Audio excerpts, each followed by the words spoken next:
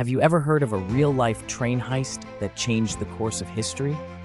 In April 1862, Union soldiers led by James J. Andrews infiltrated deep into enemy territory, seized a Confederate locomotive called the General, and attempted to sabotage vital rail lines. Their daring plan was to cripple supply routes, but Confederate forces gave chase in an epic pursuit by foot, handcar, and even another train.